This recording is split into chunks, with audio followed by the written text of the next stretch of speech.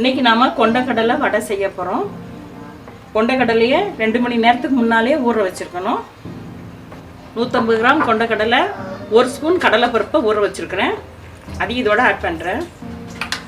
1 spoon சோம்பு, நல்லா கொரகொரப்பா அரைக்கணும்.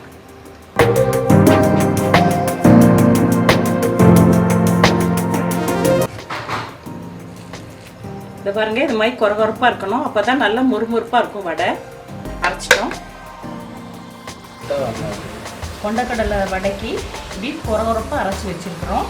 இப்போ ஃபர்ஸ்ட் தேவையான அளவு சால்ட் போடணும். தேவையான அளவு சால்ட் போட்டோம். 2 பச்சை மிளகாய்,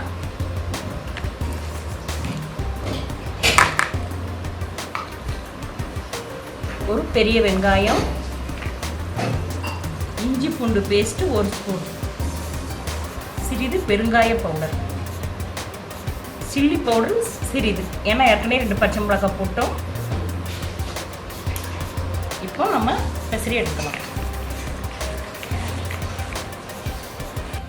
கொண்டக்கடலை வடை செய்யறதுக்கு ஃபர்ஸ்ட் ஆயில் விட்டுக்கலாம்.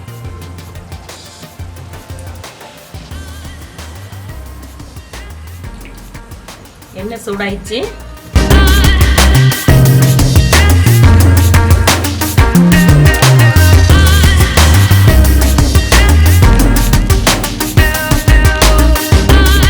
கொண்டக்கடலை வடை வந்து ஈவினிங் டிஃபனுக்கு காஃபிக்கு செய்துக்கலாம். இப்படி டக்குன்னு கடலைப்பருப்பு கொஞ்சம் ஆட் பண்ணால் கொஞ்சம் உதிரி ஆகாது. அதனால் 1 ஸ்பூன் கடலைப்பருப்பு ஊற போட்டு சேர்த்துக்கணும்.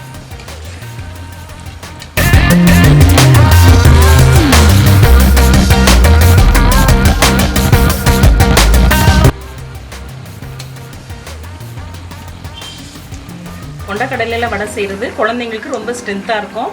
கொஞ்சம் வித்தியாசமாகவும் இருக்கும். முருவலாக இது மாதிரி எடுக்கணும்.